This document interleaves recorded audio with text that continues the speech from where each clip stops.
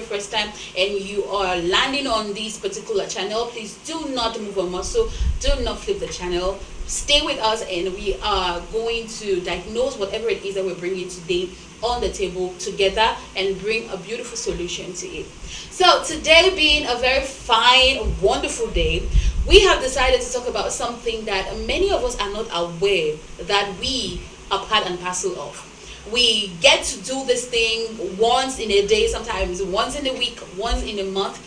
It's an unconscious something, but it has proven to cause so many people anger, resentment. It has also proven to cause a hinge in relationships. It has also proven to cause some people to view others as in a particular way, which is not really good. And that's the reason why we are here.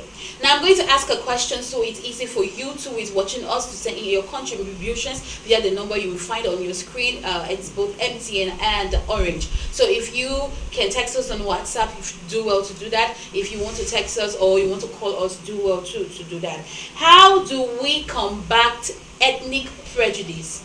Very two strong terms there, I know. We're going to break them down when we get to meet our guest. How do we combat ethnic prejudice? When we talk about combat, we're talking about fight. How do we fight against that? How do we make sure that we do not use words, we do not use slangs, we do not talk in a particular way that causes another person to feel demeaned, causes another person to feel down? Right, that's just, I would say, the most simple definition of prejudice that I can use right now. Okay, I'm not alone, and I think I've been talking for quite a while. And before I even move ahead, I want to say good morning to the lady behind the camera. That's Madam Claudine Limbi. And yes, as I did mention, I am not alone in the studio. I've come with fine minds. One person will be joining us later. But I have the rare opportunity to introduce to you a very fine face. She's coming up as natural as Mary Bliss. Ladies and gentlemen, let's all say good morning to the Ariana, who is a researcher. Good morning to you, Ariana. Good morning to you, and good morning to our viewers. Thank you so much. I just said it. She looks natural as Mary Bliss. I mean, everyone was shocked to see a woman do her own hair on her wedding day, go very, her face was as bare as when she was born. Mm-hmm. It was a very rare thing. And then to see you two like this, and then you look so beautiful, though. I appreciate you, and I'm really happy that you were here. Thank you. All right, so Ariana, what's the first thing that came to your mind when I dropped this topic in your DM? The first thing that came to my mind was a boss saying, "Oh, I cannot employ this guy because he's Bayangi." Yes. I heard so many bad things about Bayangi guys. I know, right? I'm so not taking the risk. Yeah. But he's had no first-hand interaction with Bayangi people. He's just heard a lot. And he's just going to choose not to employ. I get it. Thank you so much for that. And ladies and gentlemen, let us move to another dynamic young lady who has been able to do quite a lot since she left the university. She happens to be a friend, a very close friend. And today's her birthday. Today's her birthday, March the 20th. We are talking about Akendum Cynthia. Many people are going to be shocked, like, yes, I know, right? it's been long we saw these two girls in public. But we are together, though. Yeah, in spirit and in body. Yes. And in physical. Happy birthday to you, sweetheart. Thank you so much. And you're welcome to High TV. Thank you for having me. I'm so delighted to be here, and I'm excited about this edition of the program. Okay. And Akendum Cynthia is a development trainee. Okay, so she's going to explain that. I have been told to just say that part. Now, Cynthia, let's talk about this. When that topic dropped into your DM, what's the first thing that came to your mind? The first thing that came to my mind was the book Pride and Prejudice. You know, that book we read in Form 3, and I was like, oh, this word again. So, but I think what just came to my mind is a whole lot of tribal demarcation and people just trying to be on their own. It's such a reality in our context and in our community. It's so glaring. And to think some people kind of engage in it unknowingly. Yes.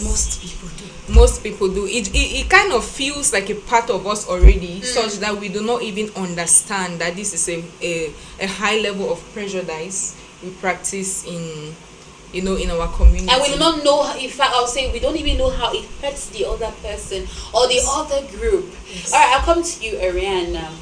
You've just given us an example of the prejudice that probably you have witnessed or you've heard of. In general, someone is still out there, still confused, like what's this prejudice people are talking about? Does it only... So maybe you give us a small understanding of that word before we can move ahead. Okay, thank you. You're welcome. This word prejudice is being used a lot. It has to do with a particular likeness, a particular preference that someone or an individual just has for a particular thing or a particular group of people. You have these things not based on fact. It's not based on facts. You don't have any factual evidence that this thing is like this or is supposed to be like this. You've just heard, and these are things that you've not even had maybe a research on, you've not had a personal research on, but you've just concluded based on maybe things you've heard and things you've seen. Yeah, sometimes as a result of things you've seen one person act in a particular manner and you've given a conclusion on a whole group of people. Yes, you've experienced it with somebody hurts you and you're like, all this set of people should have this particular trait. Like and you spread it.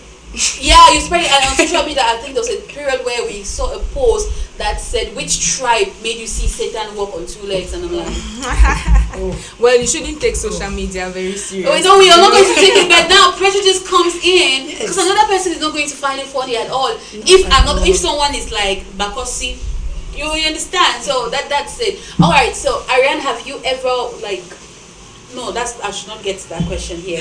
Do you think prejudice is really present in our society today? So present, very present.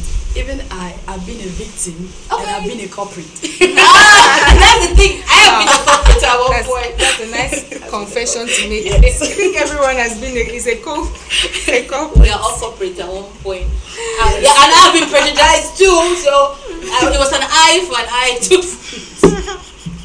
Yeah, go on, Ariane. I've also judged people based on maybe my experience with some other people. Yeah. Maybe I had a bad experience with so-and-so person and I'm like, okay, since he's part of this particular group of people, maybe they too can be acting alike or they could have those like values. And I've also just heard of maybe some traits but about some particular set of people. I didn't try to look out on other things. I didn't try to think twice. If I met those kind of people again, I'll be like, okay, I've heard this before, and I already have something in my mind. Like, let them just manifest this even a bit. I'll conclude. You're ready for them. Yes, I'm ready for them. I'm ready for them. So even if they are putting in so much effort to not be like the people I've met before, I won't see the effort because I already have something in my mind. Something. Yes, I've already conceived what I have, and as I just see something going towards that direction, looks like it. My conclusions are set. In fact, your theory has been proven. You now become the architect of your time. All right, Cynthia, you too. I'll ask you the same question. Do you think prejudice is high in our society now as compared to then, compared to our parents' time and all? Well, first of all, I agree. Prejudice is a very highly manifested thing in our society. And to say that if it is higher now than in the time of our parents is something that I cannot really say. It's arguably, I would say, it's instead toning down. Okay. Yes, because if you look, for example, I think just like Ndi was saying, prejudice, it is based on a preconceived idea and notion. Yes, so something that you've gotten, sometimes you may not even have facts like you said, but again I also think that for a number of people to say something about a particular ethnic group or a particular group of people, there may be an iota of truth in it. We always say that there is no smoke without fire. So I think that these things that are associated with different tribes, of course I agree that it obviously may be blown out of proportion, but they may, I'm just saying may, it's arguable, of course. So I think that in this our generation, tribal prejudice is a little less in my opinion, than what our parents experienced. Yeah. For example, the issue of marriage. Now we have people marrying any and every tribe. You know, the rate of intertribal marriage is increasing by the day. But I remember some 20 years ago, it was like a taboo. You cannot say that you're marrying out of your tribe, and worst of all, from some of those tribes that have been tagged things that are not consistent with our own tribal beliefs. So in my opinion, I think that we are experiencing tribalism is just blown a little out of proportion because we have the tools to spread it. We have social media. That's we have a lot of social media activists. We have somebody can just sit in one corner of their room and they are planning a coup against a particular tribe and it works because everybody has in their hands a very a smartphone and everything. So yes, we just have the opportunity to see it more because we have the tools, we are more advanced. But in my opinion, I think that our generation is experiencing less prejudice than our parents. Yeah, very true. She's very correct. It's because we now have social media and people that spread news and it goes viral so easily. And this thing all begins with an individual. Yes. Like when you hear maybe a slant or someone say something. Now that is where I was coming to. Like, truth be told, we've toned down on the ethnic prejudice. We are a little bit tolerant, but the slangs now are the problem. It's like we have toned down on the prejudice when it comes to the physical part, but the emotional part now is still very is what is still really heightening our generation. Yeah, Ara, you can continue. Yes. So it all begins with an individual. An individual has this particular perspective of a particular person, and the person has the tools it takes to spread whatever they have, and it goes really viral and many people begin to say it, and you think that is their thought, but that is a thought of an individual. Yes, because even you go to an ethnic group where people say we are proud. Maybe an individual started with something like that and say, my children, if you are humble, people will work on you. So be proud, put your shoulders up, and people will take you serious, and people will not be able to work on you. And a child takes that and is very serious about it, passes it on to his own children, who pass it on to their own children, just like that. And tomorrow you think that this ethnic group came up with this, but that was the idea of an individual. And no one will ever know. Nobody will ever know. It began with an individual. Yeah, because nowadays, if your girl is moving down the street or she's in a house and they tell her, please, someone needs to mop the floor, and she says, I cannot. Yeah, you know, be bakuri. How does that girl refusing to clean a room relate to bakuri? How do we get there? That's the thing. How does it relate? And the next you see a girl down the street. Probably she's a flirt or she just wants to live her life as freely as she can.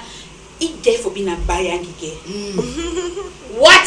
Is it written on someone's face? And this thing keeps going on and on, and we do not know. Now, Cynthia, you both did say we are all corporates at one point. Now, I will start from you receiving before I get to you dishing out. How do you feel when someone uses a slang that has to relate? Okay, now for instance, you are from Bambili, and the very first thing someone will say to you when the person probably encounters you, maybe in a negative light, be like,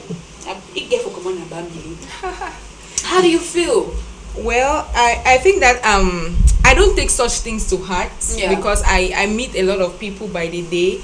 And first of all, Bambili is a very minor tribal group, so many people don't even know it. For example, when I say I'm from Bambili, my village is Bambili, people are like, you're big like this, you don't know your village. You know, yes, people don't know that Bambili is a village. So we are a very small minority, and so they don't have the opportunity to pick me based on my tribe. But when you start getting to for example, Bamenda, I suffer more in terms of the region, the Northwest. Okay. You know, yes, you know, people always have these things they say about Northwesterners, you know, you know, we are primitive for our village people.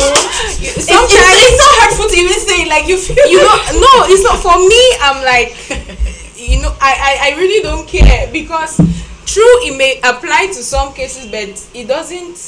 That is, I know that that is not what it is. And It that may is not be who you for some are. people, yeah. So people say that to me a lot, especially when you go to a place like the French-speaking regions of our country, and something happens. I don't know, maybe you do something or someone. Or you do order something. food come back. Yes, and they'll be like le bamenda see. So and it's for me, it's fun. I laugh over it.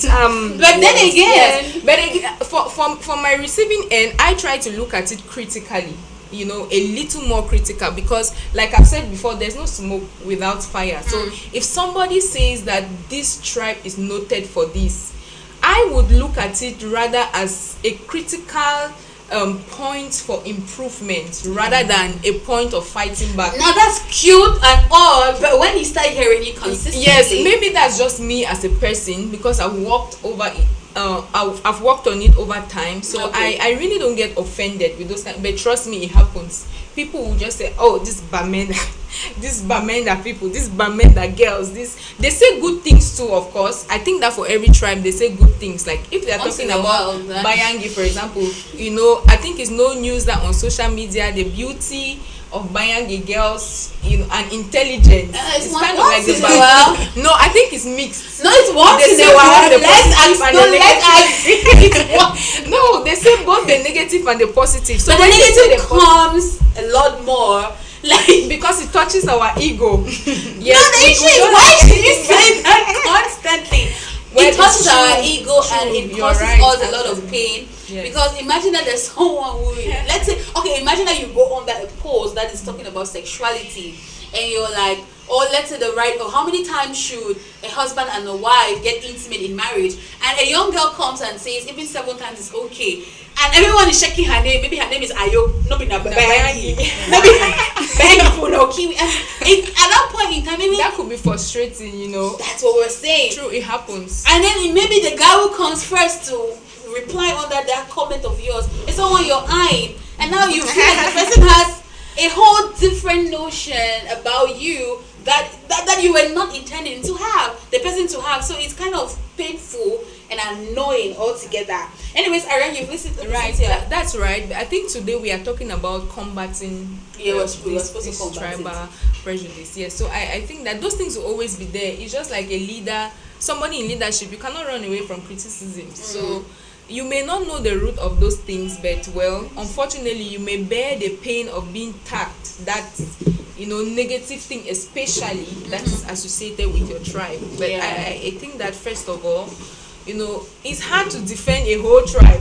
Yes, because if you go on that social media page, for example, which is our wrestling ground these days, social media, everybody comes at you, especially if they've had a bad experience with your region or your tribe, and you cannot fight them. Yeah. But I think that there is exceptions to every rule, and you can just be the exception to what people think. At least the economy is up. Yes. Exception to every rule. Ariane, I saw you nodding your head, and I also saw you trying to, pick out a thing or two, writing it down. Okay, so go on with your point. So I think it's quite easy for someone who has worked on their mindset to receive those things and not get offended. Yes. Because some people will fight you. Fight. Serious Some fight. people will fight you verbally, physically. Some people will fight you. Why are you saying this about my people? We are not like this. Especially if you know that you are not like that. Yes. Yeah, And it's somebody is hurtful. concluding on your whole ethnic group that you guys are all like that, and you know a number of people that are not like that. It's easier for someone who has worked on themselves to not receive it that way. And it's also very painful when you know a handful of people are like that. Exactly. Probably you have friends. Let's say, okay, they're talking about the Mukwe people, and the someone is like very lazy set of people, and probably you have friends who are just lazy. It's not like it's because of the tribe. They are just lazy. He has the way he paints you. It's not because of the tribe. It's not because of They the are tribe. lazy. They're just lazy because they were born like that, born with lazy bones. But I don't know why we attribute that to a tribe. It's horrible. Anyways, ladies and gentlemen, we've had the ladies giving you and I what they think and how probably they've experienced it. We are here to get Ariane's own perspective on when she's receiving maybe that prejudice, and getting her name, the Ariane. She has a lot to tell us. She has a lot to say. Well, we've been joined and said by someone that I think last time so many of you were intrigued by the way he dished out his notions and his own views. We're talking about Mr. Pinda John, who has joined us again today to talk about how you and I can combat ethnic prejudice. Good morning to you, sir. Hi, good morning. And you're welcome on set. Thank you very much. We're happy to have you. And this time around, you have two ladies again. Like usual, the As usual. ladies dominate us. And if you add me now, We have accepted it. We're up to the challenge. so this is a prejudice against the men. Oh well, You will not say it's. I reserve my comments. that. All right, you, you're you welcome. know, when you are just joining a conversation, it's Okay. good to be holistic. Yeah, I understand. I get that diplomatic standpoint. It's fine. We get it. You're welcome, sir. Thank you very much. And I'm very certain that before coming, I can see the little notebook in front of you. There's a lot you've noted down. So when this topic dropped into your DM, how to combat ethnic prejudice, what was the first thing that came to your mind? Well, one of the first things that came to my mind without any hurry was that the topic was timely. Okay. Because cognizance of the fact that, especially with the peculiarity of Cameroon, that has diverse tribes, Yes. this topic is sensitive. Because if we can get into the roots of why these tribal conflicts are there, then we can have a more stable community. Exactly. And when we have stable communities from our different tribe setups, then we are talking about a very peaceful and stable country. And a society that will forge ahead. That's right. Yeah, thank you very much. So we'll just stay with you since the girls have been talking for a while. So what then to you is ethnic prejudice? Well, definitions are diverse with the way people can look at prejudice, and especially this one that has to do with ethnic differences. Yeah. But I feel that since it's not a forum to define things, because we can take all of our time doing that, we'll just have to say that, for me, I think it is giving indigenous values to different diverse indigenous people. That is the core of our conversation here. Exactly. Because different cultures and customs have norms. And we should understand that this thing, it's as old as creation. In the days of the Bible, you could see, they said, the Sadducees, the Pharisees, Yeah, sure. you see the Jews and the Gentiles. And these people, if you look at it very well, they were flowing within the same communities. Yes. But they had their different ethnic kind of beliefs and customs that they just feel that somebody somewhere should understand these values and keep them, or accept it and accommodate it, because you cannot do without the other. Okay. Yeah, but then again, society is no longer those days. That's We right. moved. That's and right. when we moved, I don't know what we're moving with, but we actually moved with something that we're not supposed to move with. Now imagine that the society, or like you said, the Pharisees, the Jews, they were together, and now you would never see in the Bible a Pharisee saying something in relation to the Jews. Probably a statement was made by Jesus saying, "You only be in the Jews, they do the kind of thing." You will never get that. But now when we come to I'll say our cultural, or those very olden days setups, you start finding people saying, okay, we are like this, they are like that. It's kind of like a separation, and we do not know when and why such a thing could come up. Oh, you need to understand that it is simply said that change is constant. And so you understand that from the colonial, pre-colonial, and the post-colonial, there are lots of changes that go with values and customs of different tribes and society. And now you should understand that we are in the context of a globalized village, as they put it, which equally has its own dynamics that it goes with. Yes. So in the dynamics that we are operating in now, in our times, require accommodating diverse people in respect of just the level of culture to different nationals who should have their customs and value that you should respect. Now, most often when we talk about ethnic differences, please, it is very important to look at some roots from where that steams up that triggers these differences. Now, I'll give an example. Customs vary. peculiarity with the scenario of Southwest, for instance. Okay. You have the Bayams who will say that, okay, this is how the geopolitics or the traditional values of their culture is. That, okay, we have the Abasinjom, for instance, which is one of the ways to bring justice to the community. Now, so if you are not of that community but happens to be resident within that community, you must understand those values and culture and customs that you must accommodate, because that is what the people have been grown within. But then we see now that at some level or at one point, the people accommodated in their minds, but they do not accommodate physically, because we hear slangs that are flying left, right, center, that over time people are coming up to say this thing is causing a rift, it's causing separation between the ethnic groups. Oh, let us give a practical example of cattle rearing persons whom have grown to have that as custom and culture.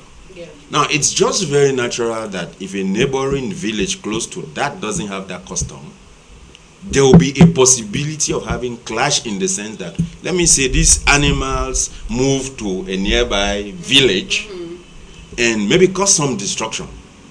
You will not take it lightly, because, first of all, that's not your domain of occupation, and you feel that somebody somewhere is infiltrating to maybe your rights. So this thing has to do with religion, has to do with territories, has to do with persons, have to do with their perception about these different things. And I feel that as timely as the topic is, it is good to give a very broad look at all of these things, so that we may know at different stages and time what not to accommodate, what to accommodate, to have us flow as Cameroonians that we are, so that the cultural differences that bring us more problems should be what should bond us more. Exactly. It's an issue of mindset. Exactly. Before I hold, in my coming, we're just talking about, maybe the Bakwarians being lazy. Now, I mean, it's a relative statement from one person to the other. Because you equally have very illustrious, industrious Bakwarians that have pulled the admiration globally, nationally, and even locally. Exactly. So there's no ideal kind of definition to a particular situation. Exactly. I think that's why we talk about the issue of prejudice, because it's an assumption, just like Madam D had said before. You know, it's an assumption to which there are no facts, there are no laid down facts to say that, because there are no facts to say that Bakwari people are lazy. Yeah, who saw them? Northwesterners are hardworking, or they are dirty. Northwesterners are dirty. There are no facts. They may just be little impulses here and there, you know, or little things that have suggested this, or people. So these things, I think that since we are talking about combating tribal prejudice today, combating a verbal ethnic prejudice. Yeah, so these are prejudice that you know, they exist without any form of concrete evidence, and that's what we are talking about today. Yeah. So we are looking at how to go past these things, because those statements, we are not saying that they are true, definitely not. We have no I'm sure, even though one of us is a researcher, I'm not sure there should be any, you know, proven theories or anything. There's no proven thing at all. So this is not to say that these things are true. We are looking at it and how it affects us and how we can, you know, go past them. Yeah, I think what Mr. Painter John was doing, which was quite interesting, was the fact that he was trying to paint the ethnic groups in their earliest forms and trying to make us understand that sometimes some of these slangs came as a result of probably conflicts that resulted from the different customs, the different ways of life. For instance, if I do not rear cattle and you do rear cattle, and for some reason maybe you're passing with your cattle and they get into my land and destroy it, next time that I see a cattle, even if it is not from you, I will say, now that people them, you understand? Yes, so you just, like you said, like he's saying, we realize that it's an individual. It's not a communal thing. It's just an individual who picks something and now starts spreading it. Yes. And like you said, because of technology, it's going further. Because now even the white man knows that the Bamendas wear only Togo and the Bamendas are dirty. Why would they know that? Because we are going on social media and putting all of these things out. and we do not even know if it's even true. Like, why will you even say that? Did your father ever tell you that? You know, and that, you know, my grandmother was trying to explain something to me at one point, how this word "come no go" came about, and I was really angry about the whole thing, and I was like, why would people give a set of people that name? If they come to your land and they like your land and they are peaceful, why would you not just... They're not giving you issues. They're not giving you issues. Why will you call them "come no go"? And you hear names scattered here and there. You have some people call others Mujili. If we have to go by these clans, Ariane, I'm sure we'll sleep here. People have to sleep here. And people barely see the value these people bring to their lives. Mr. John here just said something. He said the cultural differences should bond us more. Yeah. Minus the culture itself, we as individuals have strengths and shortcomings. Exactly. If we have to come together, we'll see that your strengths and my weaknesses, we can work on ourselves, and you bring yours to the table, I bring my strength to the table, we work on our weaknesses to become a better community. Yeah. But if we have to keep judging each other by our weaknesses, we will never become anything. If we have to judge each ethnic group by their weaknesses, because no ethnic group is void of weaknesses, Exactly. and none is void of strength either. We should look beyond our weaknesses and look beyond these lands. Because people can be bringing a lot to the table and you barely see them because you heard a lot and you based your judgment on what you've heard. Yeah. Imagine a Bayangi man coming to your company to apply for a job. He has the expertise that you need for your company. Yeah. But because of something you've heard, oh, they are so proud, oh, they are so arrogant, you let that go. That means you're not ready for your company to grow. Exactly. You're not. And you see that goes to, we have now this the called tribalism that comes to play because of this prejudice. As far as prejudice is concerned, tribalism will always find So its tribalism way. is just They walk behind. hand in gloves. Yeah, it's just like brothers and sisters. Yeah, because it comes to play. You find someone who owns a company, he's from the northwest, he only employs in the northwesterners. Ooh, I've seen that a lot. You find someone who is from the south, say because he only employs, and then you find someone say, I cannot get married out of my ethnic group. It is not Bakosi, I'm not getting married. And then nowadays you find the Bakosi people say, I know if married boy come on Bakosi for my land. They over stingy. So this prejudice is even spread by the people of the same ethnic group. Right? Maybe they've heard it that's so why- much that they've decided to just dwell with it. Okay, No, this is no, what that's- people have said we are. Okay. That's why I think that this is a double-sided coin. Yes. It's a coin that has two faces. Like we've said, some of these things are said in a way that, you know, it tries to hinder development or growth, like I would say. But like I've said, there is no smoke without fire. Yes, because some of these things may not have, I'm not in any way endorsing these forms of prejudice, but I am saying that there should rather be a point of improvement for us, because more than a certain number of people cannot be saying something about a particular group of people Without and then some evidence. without any iota Some of record truth in it. according to them. So are you trying to say that those who keep saying that Bakrans are lazy have some sort of...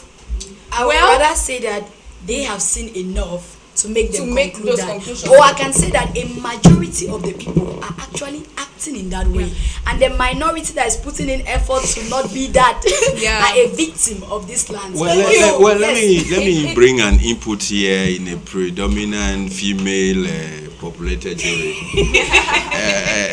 Let's look at it from this context and specify with the issue of the Bakwarians. Now, some aspects of some individuals stem from the peculiarity of the environment they find themselves. Thank you. Now, let me do some advocacy for the Bakwari because of the way people look at it. Yeah. I'll give an example.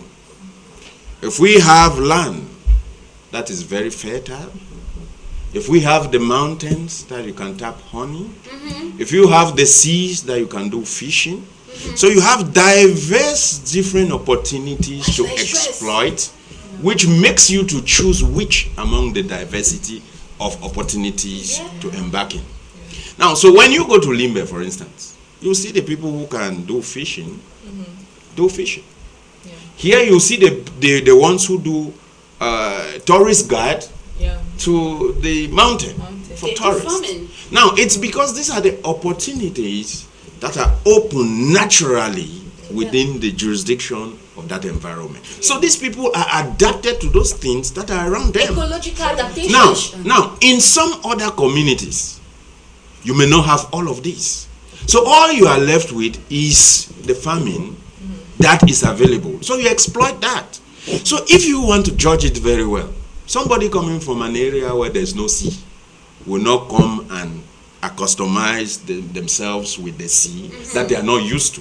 So I think these are some of the peculiarities and the uniqueness of FACO that can make you, without the understanding of this uniqueness, judge them over some things without understanding. Perfect. Because in Cameroon, if we say that the youths are suffering unemployment, underemployment and all of that, it cuts across the entire Cameroon. Exactly. And if you want to exploit, like we hear them saying, oh, entrepreneurial, it can equally be limited to the factors that environment provides for you. Yes. So if you have the diversity, it's an advantage which at one point you cannot exploit enough.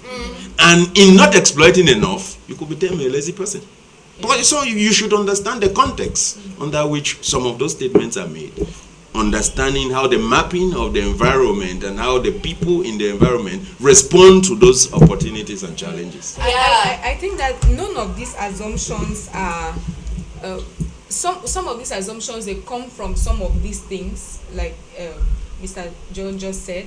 So it is absolutely true. You know, for example, when it comes to Southwesterners or people from the FACO, I notice that they are very versed with white-collar jobs. And when you look at the history of colonization and how they interacted with the British, you know, with their divide and rule policy, you know, they had that opportunity to be in the white-collar places. So that's why I'm saying that most times when these slangs come, with respect to tribes, it follows a particular kind of pattern. Yes. For example, somebody may say that Bakwarians are used to living in plank houses. It may sound like an insult, but it is a reality because they are rich in timber. Yeah. You know, with the forestry and, you know, the diversity of timber resources they have, they adapted to building their houses. You know, it's just sometimes we too it's just like the Bamenda people who build houses with mud because that's available and they are termed primitive. So though these slangs come from somewhere, it in a way reflects just to add to what you are saying. Yeah. If you look at Cameroon very well and notice the fact that maybe FACO Southwest was exploited by the Germans, who did enough study to notice that there was the earth tremor and all of that, which is not an advantage to put skyrocketed buildings, gorgeous in their nature, because of preventing the risk. Of an eruption. He made a lot of zinc and plank houses to be constructed, which even the change that we say is constant is beginning to wipe off. People have had more money. People do probably little research on knowing how the topography of their environment is and will respond over time. And you see things changing, and that's why we say the only thing that's permanent is change. Secondly, it's important to understand that if you look at the coming of the missionaries who brought education and civilization, they were hanging around the coast of Cameroon, the Douala, Sawa, and all of that. It has a very strong bearing to the cultural adaptability and system and fashion of the people of the coastal area. And I think that just because of that, it's just normal that it's natural for them to have been the most civilized persons. And in this civilization, they want to pick up white-collar jobs according to them, which gives them the dignity of the origin they inherited from some people. I'll give an example. My grandfather was an interpreter to the Germans and was working in the present SDO's office as an interpreter. Now, so you always see him with suits and all of that, because that's the custom of the white that they adapted to, which was a precondition to do their work as per the requirements of the time, which, you know, sometimes is just contagious. You see us liking ties and suits. We saw it. We are living with it. And that's a part of us. And so that's the coastal, that's the cultural, sour person. Yeah, and that's another part where the Northwesterners prejudice the Southwesterners. Like when our culture they die, see people don't get culture again. You get so. I love what we are doing here. It's kind of really, really important. This is what we needed for people to know why certain things are in play in certain ethnic groups. So that because when you have this understanding, it's easy for you to be like, oh, okay. No doubt the people from the Northwest are super hardworking. They have a very strong soil to till. Yeah. You don't expect them are not as fertile as exactly. If you plant a corn on the stone in Boya, it will grow and give you a good ear of You corn. don't even need to water anything in Boya. In You don't need to Bamenda, stress. the Northwest with their podzol soils, if you don't till and weed and till and weed and till and weed, you're going to have no harvest. So I think So you must work. Of course, so I think with an understanding of our backgrounds, our ecological structure, our geological, whatsoever, I don't know the other term is hard. If we understand all of this, we will just do what we are asking ourselves here to do. We'll just combat the ethnic prejudice. I will not see a man from Manu and I tell them, but I don't really know what is going to really cancel this one that the Manu people are very, very proud and they are very, very, flirtatious. I don't know where that one is from. Well, That particular one is the one that because we are spoken for the Bakwe people. Where it's from may not be the issue. Now, how do we counteract? Because after listening to Mr. Penda John, after talking about the reason. Yeah, after talking about the Bakwe people. I know not of any lawful reason why. It just got me thinking, but like, who started this whole thing? And where's it going to? How How is it going to end? Yeah, it's so popular. Individuals Come to started think it, of it, that's it's so Oh, popular. so it's now you're thinking about it. It's been there, Mr. Penda John. Maybe you help us. Maybe I should start by saying that in the wider sense of government to the diverse tribes of Cameroon, government through the Ministry of Culture has been trying to bring a certain awareness to the different cultural people to go back and revisit their customs, tradition, their values. And that's why you notice that there are always cultural festivals that across the country where there is a certain reawakening of people's sense of belonging, so that they can start understanding how amidst their kind of cultural systems they can go along with the others from diverse cultures. Okay. Now, furthermore, you understand with me that there was the creation of the Bilingualism and Multiculturalism Commission. I'm sure it's an added plus to the Ministry of Culture, because government strongly see the need to see us bond together in our diversity, and it's turning no stone unturned to see into it that there's a reawakening, there's a play of our mindset to tap from the rich diversity and harmonize it and project ourselves as a one diverse, unique people of the world. Yes, because the reason why I'm calling you is because Mr. Penda John, you bear with me, you go to a community. This is something I heard firsthand and it broke my heart. A lady was like, I was no fit stay for company by Medicaid, they did it over dirty. It was like someone threw water on my body. I was like, hey God, have mercy. And we are preaching unity every day. But if we have these kinds of slants, if we have these kinds of notions, why would you tag these people like that and want nothing to do with it? And you pass it on to your son, you pass it on to your daughter, and now your son will even look at a girl from that group, would even admire, but will be like, mommy, we don't talk, say. Your daughter will even have a young man who really is serious, and maybe that's why we have issues now with marriages, because we still carry prejudice in our hearts. Maybe to add to that, I want to say that if you say a Bamileke girl is dirty, for instance, you should ask the context under which that statement is made. Yeah. You understand that they are among the most industrious women in Cameroon. Okay. So to give a particular scenario, if a lady has a shop that she owns, because they are mostly business persons, okay. and maybe has to be doing gari that she sells in her own shop. Unlike others who go and buy gari to come and sell, that fetches them little more money. Because there are dynamics in business, you expect that when she should be frying gari, when she should be doing the plastification and all of that, her attire should not be in a suit or a bubu. So all of this has to do. So when she comes to the market to sell, you should not see her tie a lace to sell. At the end of the day, we should appreciate the fact that at the level of doing their work, which is the business that sustains Cameroon, like the buy and sell in the field, you don't expect to wear salamander and gold jewelry to do that. So contexts vary. The same Bamileke person who is an engineer in an office or a pilot will be very tidy than you can imagine the context of your judging them as dirty people.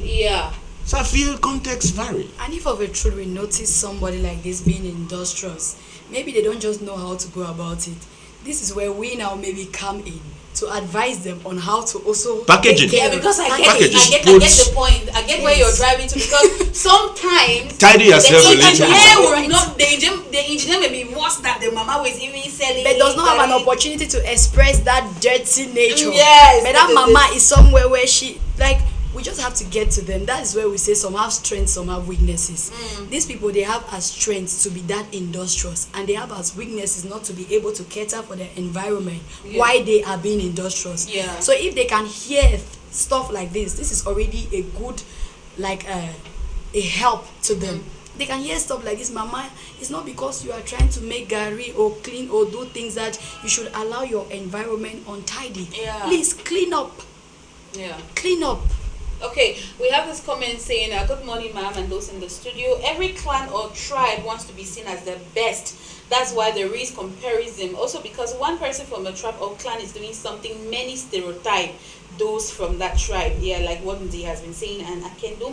But I can say that everyone has a right to their opinion, but be wise and also listen to others. And then we have, there's this contribution which was quite interesting. It says, I wish to make this point emphatically clear. Some of you who write grammar and come and make my English teacher to call me and ask me if she taught me grammar or not. Please write like people. Write like individuals who understand life. Their strength not be my strength, and we're just saying the same thing here. What is emphatically clear? Come on, bring my small mouth here. That we should not go ahead fighting what scripture promotes. The 12 sons of Jacob became the 12 tribes of Israel and represent the 12 gates in heaven. Even in heaven, we shall be represented by our tribes and nations. And the person went on to send me Revelation chapter 7 verses 1 from the tribe of Zebulun, from the tribe of Joseph, from the tribe of Benjamin. After these I looked, and there before me was a great multitude that no one could count. Thank you very much for your very religious comment. It was really amazing. This other person says, by considering that as Cameroonians we are one and indivisible, that we should not make any difference between tribes, because none is superior and none is inferior. We are all Cameroonians and we ought to love one another irrespective of our tribes. Mr. Peter John, I will stick with you, because this person who is saying that the 12 tribes, we don't look like the 12 tribes of Jacob. We are Cameroonians. We don't even know how many thousands of tribes in this country. More than 250. So we don't even look like the tribes of Joseph, where is Jacob. So let's leave just Jacob alone with his tribes. They will handle themselves in heaven. Let's handle ourselves here. Now, we have seen this. I love where you guys came from. It's just really rich and deep. We have seen that whether we like it or not, there are people who are always going to have these issues. Always. It's really bad. Now, you asked a very important question, which is what I want us to tackle now. Where is it from and how far is it going to reach?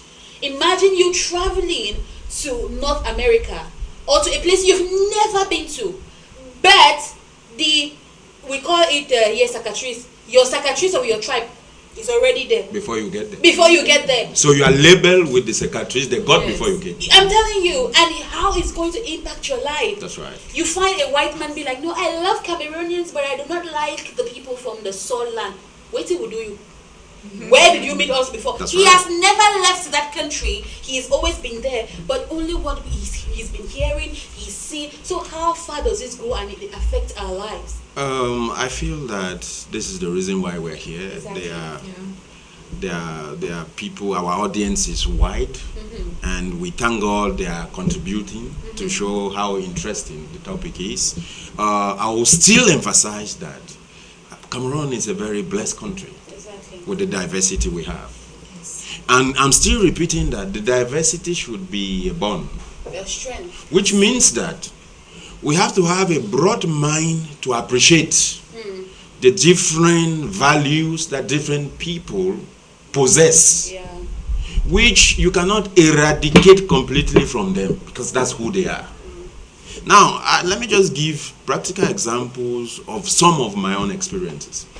I happen to have worked in Seka, where you have a pool of different girls come from all over Cameroon and beyond, because we used to have people come from Gabon, Equatorial Guinea, who are students. Now you see a pool of Cameroonians from diverse backgrounds who are put under some rules and regulations that govern the school, and that binds them. I think these are examples we have to emulate, where it's not about whether you are from Northwest or from the North. It's not about whether you are from the South or the East. It's not even whether you are from Fako. It's about the sense of belonging, that you are a Cameroonian, and proudly understand that Cameroon is unique, and you possess one unique aspect that encompasses Cameroon. Yeah. It's what we are preaching here. We're only citing some examples to make it clear that there are these peculiarities that make these people, that vary from one people to the other, appreciating the fact that the good values and parts of the different persons are respected. Just like we have accepted here that the Bamilikis are industrious, and at the course of doing that, they may find themselves in some circumstances that will say this. So we are saying that we should just, at the course of this conversation and beyond, try to keep balances while we move in the flow as a people. Exactly. Another example that is so interesting that I came across was last year when we were schooling in Boya here, Nasla, with people from all the 10 regions of Cameroon. Now, when you are put in that Cameroon in miniature circumstance, you can have a better appraisal of Cameroon because you will see even some people coming from maybe the northern part that some people will feel under-scholarized. You will see very brilliant persons there coming from that area. So you come to understand that you cannot equally give detailed analysis of a people until when you come across a variety of them than judging a few who come from a particular environment. Yeah, and that is where I think we as a people in this society are lacking. Even if you meet 20 industrious people from the Northwest, just the fact that you have interacted with one, you, like you said, you are looking for the traits of what you've heard about them. Yes. Yeah, because once you meet a guy from Manu who is asking you out, the first thing that you're looking for is a trait of the fact that he's a flirtatious person and that he's stingy. Unconsciously, that's what you're looking for. When you meet a guy who is, say, from the western region or from the western side, you are looking for the day he will probably lift up his hand to hit you, because you already have this at the back of your head. But if we understand that maybe it's due to, well, the way the people are, their geographical location, their language, their own religion, their own mindset. If we get to understand that, it will be easy for you and I to tell this person, raising your hand on a woman is no sign of strength. Actually, it's a sign of weakness. And then you find people saying this, Mr. Penda, John, Cynthia, that the Northwesterners that are here, that are clean, is because they have mingled with the It's a good thing Southwesterners. to mingle. Isn't that a good thing? But at the same time, there are some people from the Northwest here that are the ones who taught the Southwesterners to be clean. Some people are so funny. My friends once told me that you don't can no turtleneck, don't be for boy. You get. So the prejudice goes, and yes, sometimes we'll laugh about it, it. Yeah, but it's a reality. It's a Yes. painful reality. Okay. So that's why, to me, right, I think it's something to laugh about and improve on, because That's these things are there. Some of them are highly cultural. For example, when we talk about, I think it should be the windows, where to them beating your wife is a sign of love. So if it's to the extent that if a lady is married and your husband does not beat you, you think that he doesn't love you. It is deeply rooted in culture. So I think that some of these things we can only talk about it because we have observed. Yeah. But when it comes to change, it needs a couple of things to interplay so that we can see that there is this change. And most times that's why you have development programs, NGOs are reaching out, teaching more. But when it comes to the things of culture, there is only this extent to which we can go, because some people hold so Strong in some values strong and beliefs. values. And sometimes they are not even, you from the outside can see that these things are problems. yes, but for them it's cultural. And now there is this ongoing fight against westernization. Yeah. So because of that, We are people caught are at the crossroad. Yes, we are caught at the crossroad, trying to hold on to the things that we think are from our own cultural background, even when it's at the detriment of our own progress. Yes. So because we want to fight westernization in all its forms, and I would just say that sometimes it's not about westernization, it's not even about our own culture, it's about what is right, It's about our ego. it's about what should be to help us improve. Yeah. So most times we need to lay them down, and I think in this our generation we are trying. We are trying better than maybe some generations. Yeah, we are trying, back, but because I do not like the fact that when you see a girl half naked, you say she's from Manu. Why? Is it written on her forehead? well, These things started with Unfortunately. individuals, and it will only end with individuals. and it's only the empowerment, teaching these people. And well, you can only take a horse to the stream.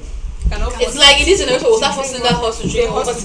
So We'll start slapping I you. think that most times, I think that people do that most times for fun now in this day, because people interact quite a lot these days. But it's still a problem, except you've never witnessed someone fighting to the death because they've said something, especially the Northwesterners. I think they are the most offended.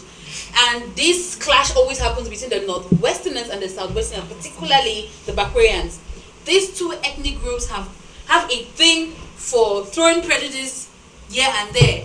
As the Northwesterner sends it, the Bakure man is ready. And to an extent, people do say that Northwest and Southwest, they cannot really intermarry.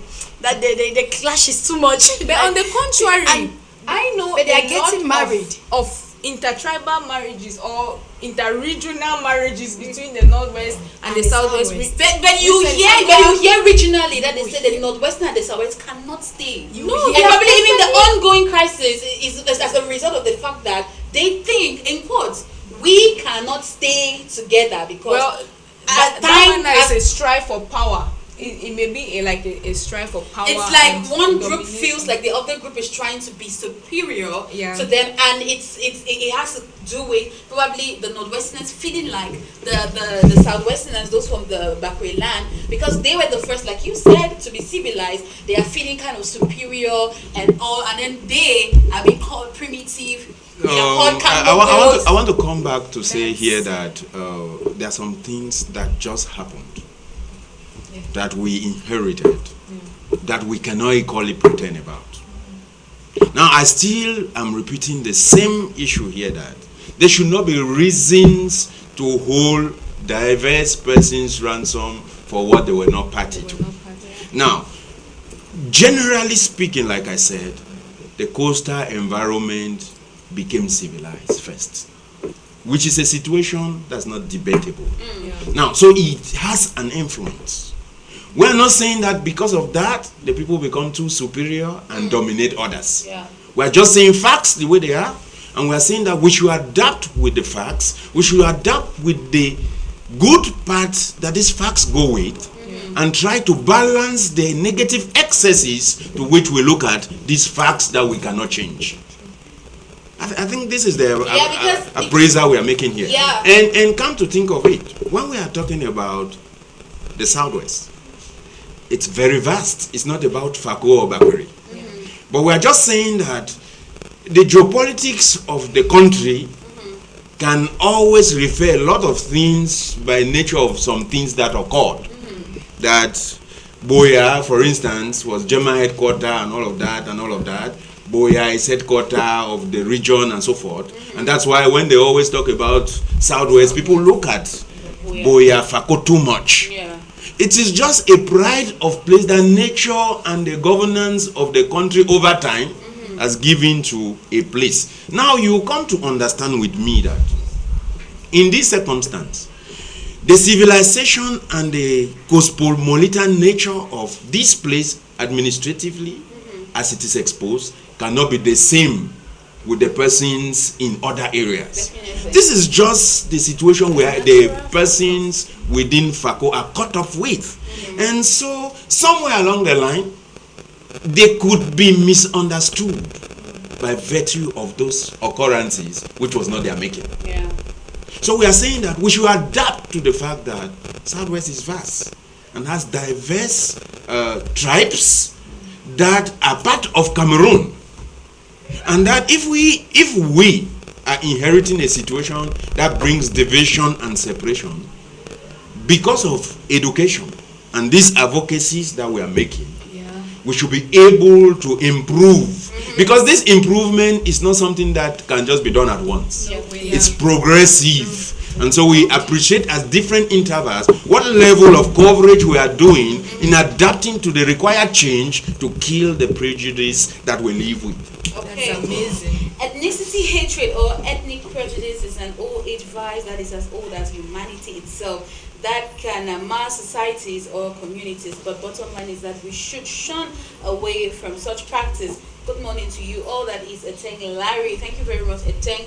I really love how deep Mr. Penda John goes and how deep he gets us to reflect, because we've been talking a lot about the two tribes, because these are the two tribes that are really online. But we have even the other tribe from Southwest, Bakosi, that is facing a lot too. You hear people be like, my picking up married Bakosi boy. Which? Mama, really? What caused you to say that? Anyways, like Cynthia said, there's some small... No. Let us understand something here which is very important to understand. When a people are exposed, are more civilized, there's a tendency that they attract other people who, on a very positive note, who want to be civilized. Put it this way. Now, don't misunderstand me. Okay. For you to get married to somebody from an hinterland, you may misunderstand it for distance, which love goes beyond. So when this person says, I cannot get married to that, there are many things that are to do with that. For instance, if my son is in Boya and wants to get married to your daughter who is in some hinterland, I will look at the challenges of accessibility and getting to that place and judge it without necessarily looking at the bond that our children have. So as a people who are more civilized and educated, we should equally try to look at the root cause for which some of these utterances were made. And so we come to see how there's a possibility to put the love of the couples who have seen themselves together and guide them and try to resist these challenges we have lived with all our life to make the civilized society, which is a constant changing society to which we are a part, which we cannot resist the change. Definitely. Ariane, you've been quiet for a while. I know you've heard a lot from Mr. Penda John. Cynthia has been trying to interject whenever she felt that she could. This whole thing, right now we are beginning to see it from a different light. You know, when we were just here, three of us, we could just see it from the surface. But when Mr. Penda John came, we started getting deeper and deeper. And before he came, we were supposed to get you to talk about when you are receiving and when you're dishing out, what's the feeling like? Let's start from when you're receiving. Okay, when I'm receiving, like this morning, a colleague of mine said, Kambe people are really stingy. She said, I will never give you my money in my entire life. Even if I have the book, I will never give you my money. I wouldn't say I felt bad. Just like Cynthia said, if you've worked on yourself to an extent, you cannot feel bad about it that way, the way another person will feel. You know who you are, you know yourself, you know you are not like that. But now it's really difficult for you to educate everybody. And you cannot go explaining yourself to everybody that, oh, I'm not like this, I'm not. It started with an individual, and it's going to take a lot of work and a lot of time for us to be able to break such ideas. Yeah. It will take building people consistently. It begins with an individual, because an individual, you being intentional not to do that. Yes, you can choose not to tell your children or those around you that this is my experience, and because of this experience I conclude that so and so people are like this. Excuse me, are you from Campbell? Yes, I am. Okay, let me give you a practical example. Yeah. Isayuka, Eno, Eno. Berwe. Yeah. You get it? Yeah. I can say that. Somewhere I was working and they were saying, oh, everybody is Ngala. And I said, what is the meaning of Ngala? They say it means owner of the place. Now, this is how we need to have to get ourselves accustomed to the changes when we meet with diverse people. Yeah. And that is what makes us unique. Yeah. I worked with a lot of Campbell people to the point that I started speaking their dialect. So I could, like I just said, you heard what I said. I did not just learn it here. Yeah. So this is the beauty of the variety of rich potentials that we have to tap from as individuals. But we focus on the negative. So when we do that, you will see the uniqueness of Cameroon and the future Cameroon blooming. Yeah. That's true. And the beauty And to add something, that's true. in the diversity of our culture goes with some peculiarity of how systems and families are oriented. Yes. For instance, you will get to a culture where if I have something and I'm no more, it is given to my sister's children. Now, when this is not respected, when that culture is involved, it is a problem. So when intermarriages come in, there will be a resistance to see that the property that belongs to our father is given to a cousin. Yeah. So those are just challenges that the change that we say is constant is trying to eradicate gradually, and it's going to be an unnecessary war to feel that we can just suddenly stop it. Yeah. We have to advocate with peculiarities of the damage and the beauty of it so that we can keep a balance. Yeah. Just to add it to what we were saying. That's right, sir. And we cannot stop it suddenly. Yeah. Yes, it has to be something that we build. Yes, we here are already aware. We have that knowledge. How many people out there? How many are we in this And country? even though we have the knowledge, sometimes we still fall prey. Yeah? We still do. Sometimes I still look at someone and be like, Bamenda. Yabakosi? Yabakosi? No. She's from Bambili. Oh, Bambili, okay. Yeah. Let's be. Like the other day, I'm sorry to say, we were trying to do some chores, my neighbor and I, and to tell you, I felt so bad. Reason being that I went out of the house, she came to do something, I was holding the carpet, and she turned and she looked up, she was like, Chai, who takes a loincloth or a dress and dries at the window? Like someone dried the dress at the window. Okay. And I forgot that she was asking, it's actually from Bamenda, and of course I was like, Bamenda. Okay. So now if you said that there was something you had in your mind that a certain exposure doesn't do this.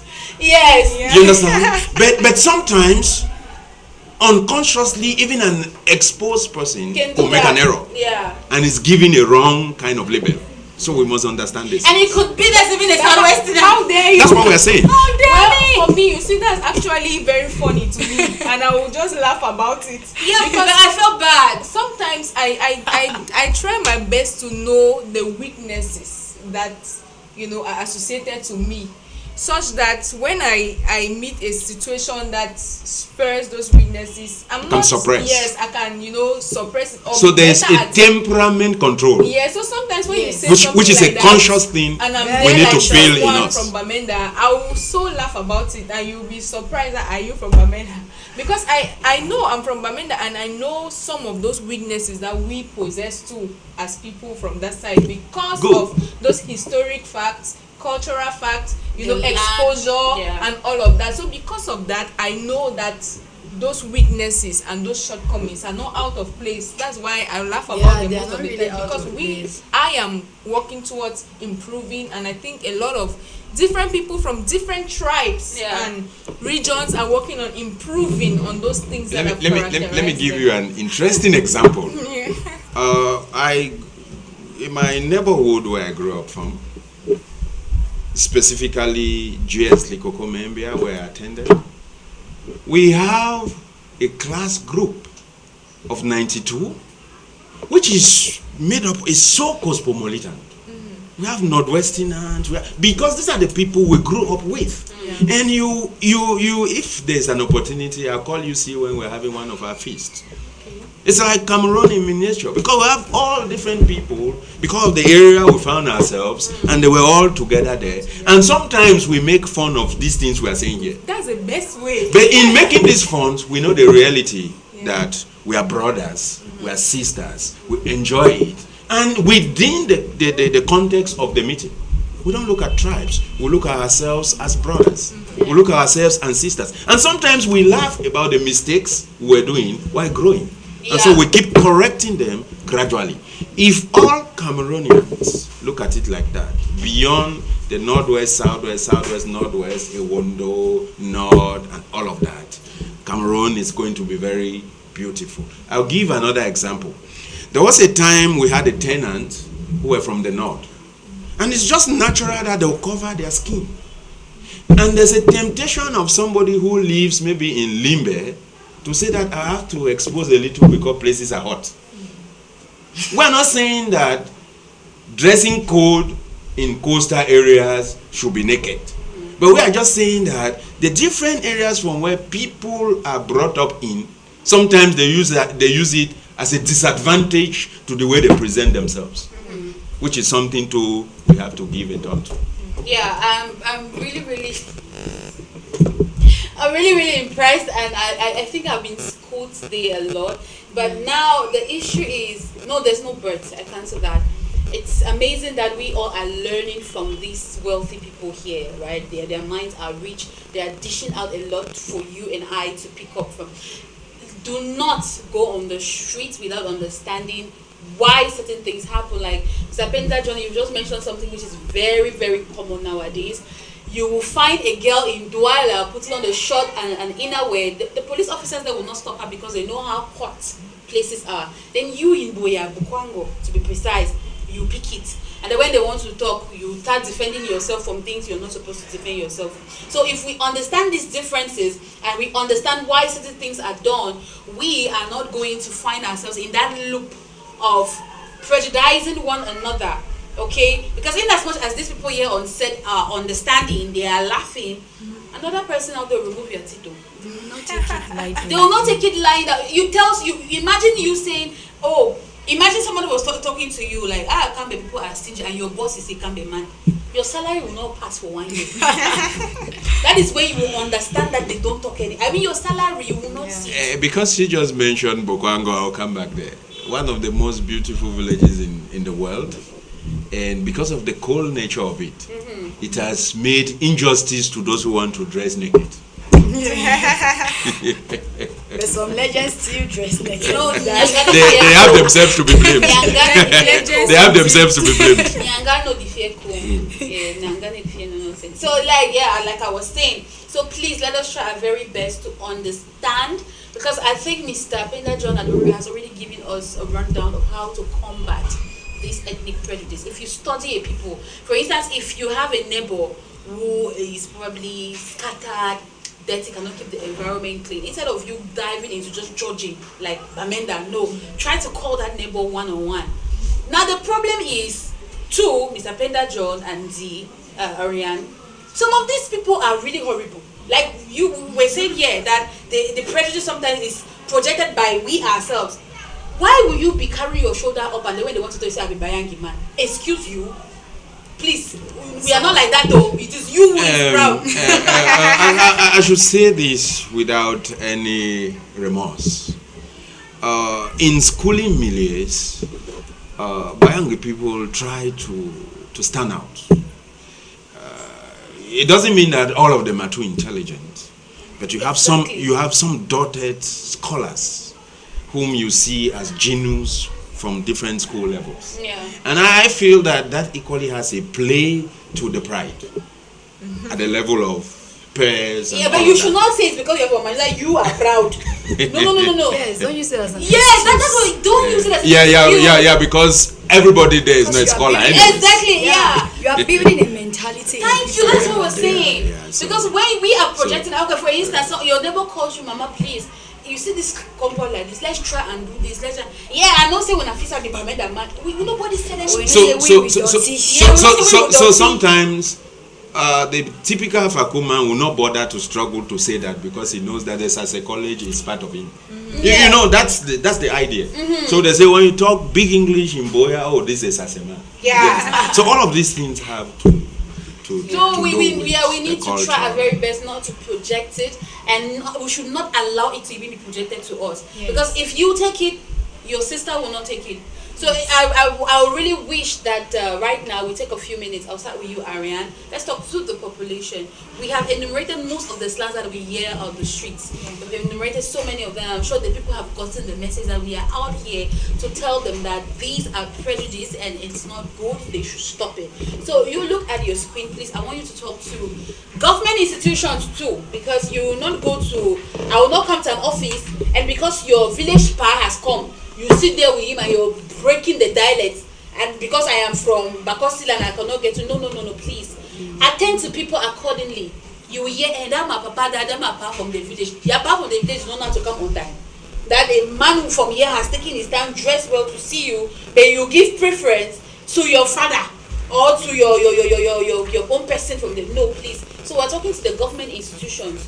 When we enter taxis too, please, I'll talk to our brothers, our Muslim brothers. People are prejudicing us. You cannot be speaking your dialect from when I enter your taxi to when I am alighting. Why are you prejudicing me? Speaking English, let me be a part of that conversation. But that's a discussion for another day. So please, I want us to speak to everyone from all walks of life about this and how we should just shun from it. Yeah, I'll base my talk on individuals, as I started saying earlier on, because everything we are experiencing today, if not, it started from an individual. An individual thought of something, passed it on to their children, or passed it on to their environment. Imagine a mother who has had a bad experience with men, telling all her daughters that men has come. The daughters will spray to their daughters, and they will spray to their daughters, and you are preventing your children from experiencing the beauty of marriage because of a negative experience that you had. Or you say Bakosi men has come. Yes, you are preventing them from this beauty of marriage, and most of them will be resisting men, not because of something they've experienced, but because of what their mother has experienced.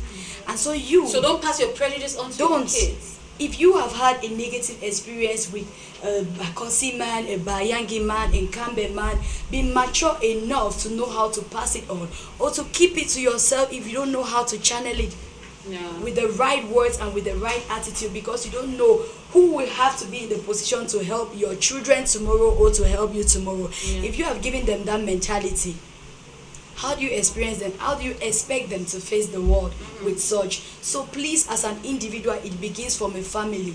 Advise your children right, and you try to live right, because the evil in the society begins from a home. Okay, thank you so much. I'll get to you, Cynthia.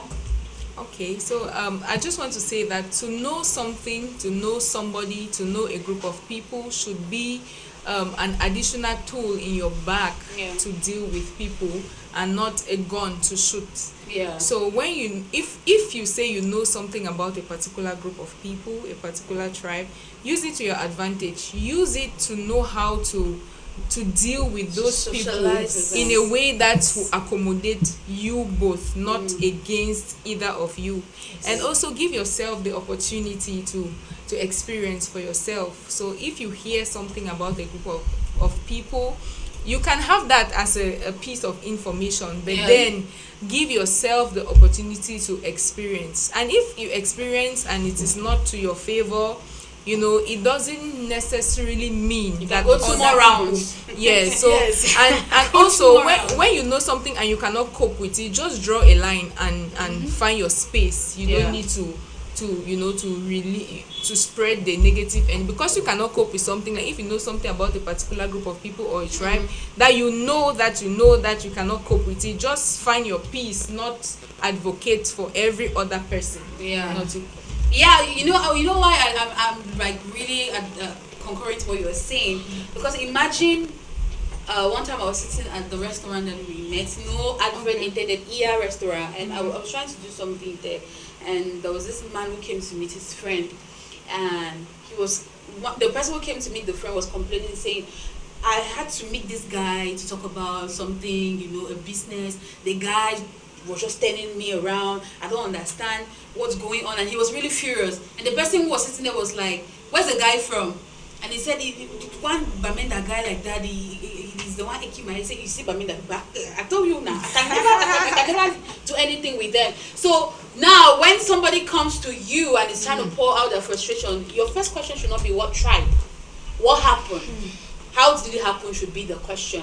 Because when you start asking where is he from, at that point in time, what you're trying to do is to say that there's a group of people, an ethnic group, who are known to be recalcitrant. Yes. And or even if you ask about the tribe, Yeah. it should help you to understand and debunk the situation rather than trying to justify because of their tribe. Yeah, because you find a mostly in the conversation with men, you find a man be like the Bamenda or the Bakosi people. That's what they If need. you have to make your conclusions based on their tribe, then you are being biased. Yeah, that's where the prejudice comes in at every level. I'm just Yes. saying that it could help. That's- Like, for example, there may be these people. Okay, why is this person acting like this? Is because from their group of people, these some of those things that Mr. John was trying to. I'm not even thinking, Mr. John, I don't even think the person's ethnicity should come to play there.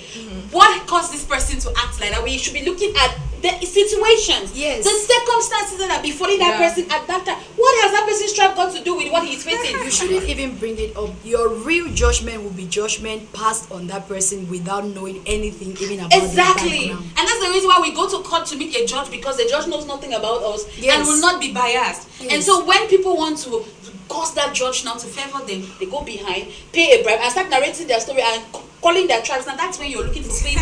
But if you want a neutral and very unbiased opinion about something, that's why we go to somebody who knows either of us.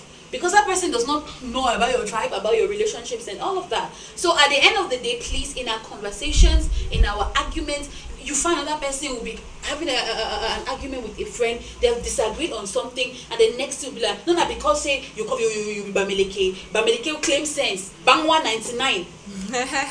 You understand? And then you find people who go as far as, like, let's say you're struggling with the language, you're not really versed with the language, will be like, you feel like talk English, but so yeah, I will what tongue for day. You understand? Like, you really demean someone. And it's so painful in that moment to find somebody not trying to make you understand why this thing is wrong, but the person is trying to bring in your ancestors. Yeah, I've had someone said, if you try and bring my ancestors here, you will lose your life. You bring someone's root into an argument, which is the most painful thing. Like, look at say the tongue we are what tongue. Say phone. That is how you can pronounce it. What's wrong? All is that you've gotten the information. He's talking about the phone. If you can pronounce it the phone, then that's fine. He says phone. Yes. What? But now we They find grew up with it. That's what they were exposed to. exactly.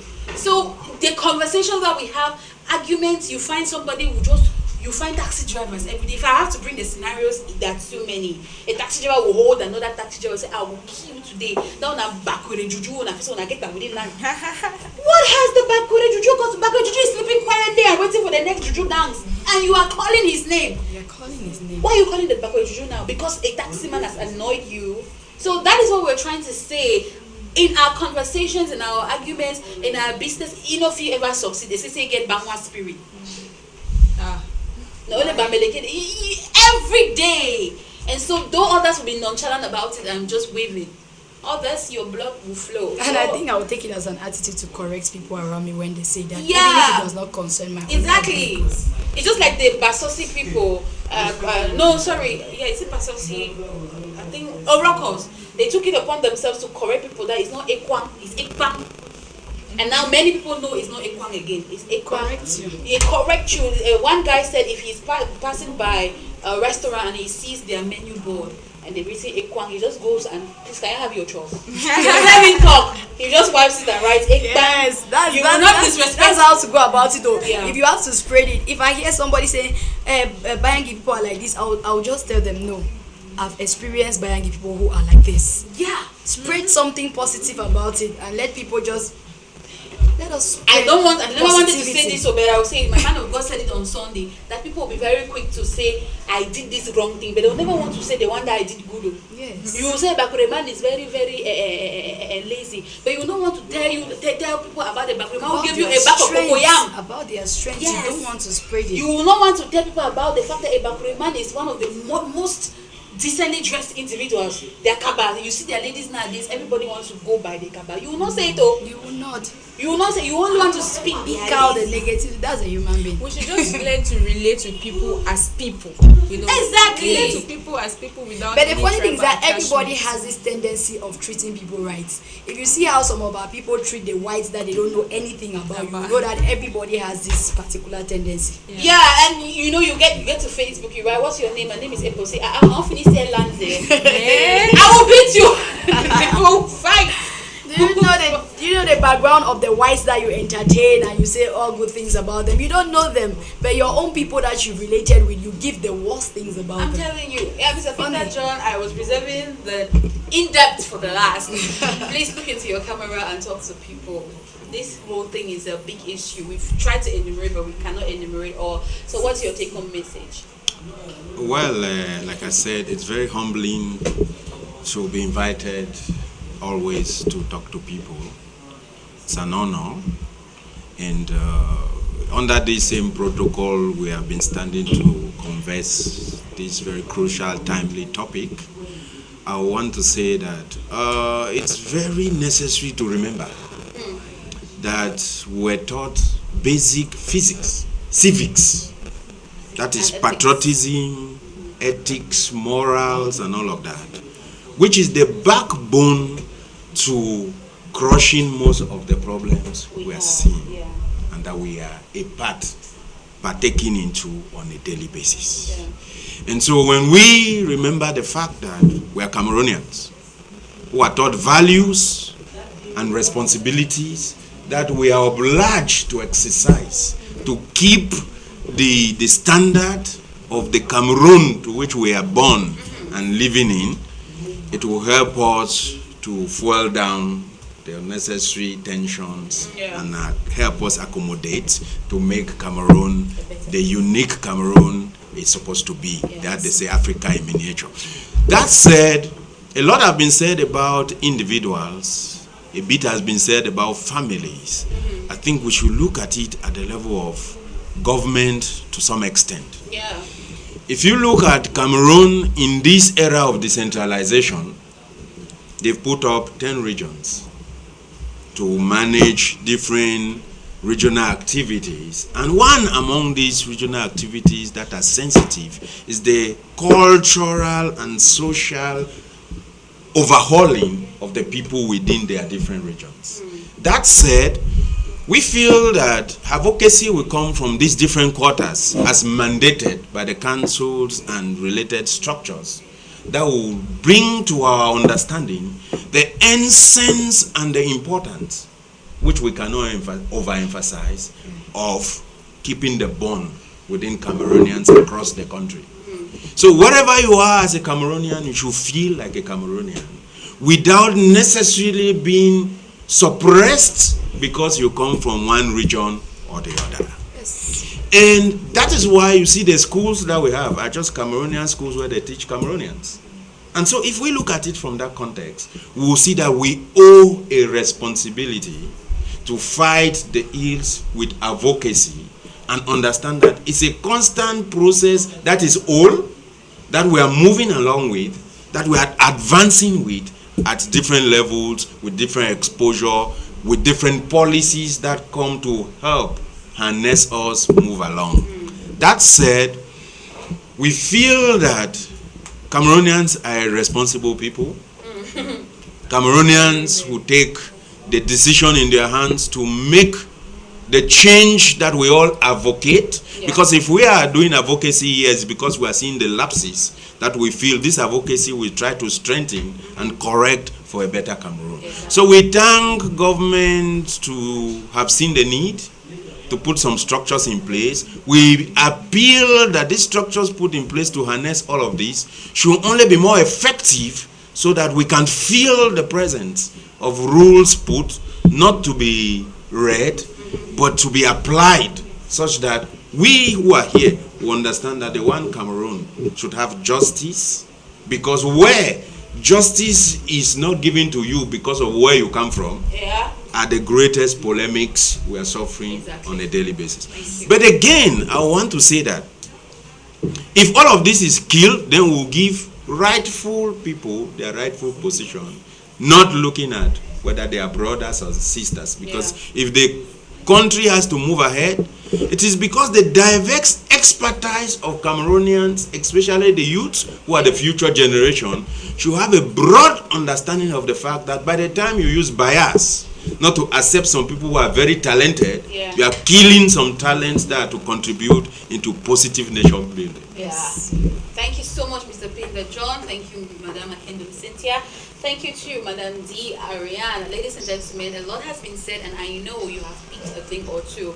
Please, if you do not like what we, in fact, if you do not like us, right, you can throw us, but please at least guard our words. Guard what we have said.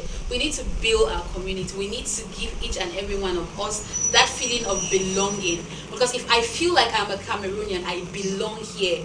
Wherever I go, I'm treated like a brother, like a sister. There's no way I will not do my best to make sure that wherever I am, there's progress. Because if I go somewhere and everyone has got a bad impression about the fact that I'm from Bamenda, I will do everything to spoil everything. And you always say, I want to be at the center. Yes, I want to be at the center. Why are you not giving me my own place as an individual? Why are you only looking at me based on my ethnicity? My ethnicity does not define me. It's just a root, right? Yes, a tree cannot do without its roots, but at some point the root itself also expands, which means new roots are created. I can also be from your roots. If I get there, like Mr. Penda John, he now speaks Kambe. So if he goes and he buys him a house somewhere and he's speaking in the dialect, who will know that he's not from Kambe? So I can build new roots. So let's just learn this, understand this, and march forward. So ladies and gentlemen, thank you so much for watching. Thank you so much for tuning into High Television. As we go, we leave you with a company of beautiful programs still to come. And we want to say a big thank you to Madam Claudine Limbi, to Mr. Eno Ayok for general supervision, to the editor-in-chief, Madam Alice Likia, and to you all our beloved viewers. We'll see you again next time. And until we meet again, stay safe and stay blessed. Goodbye.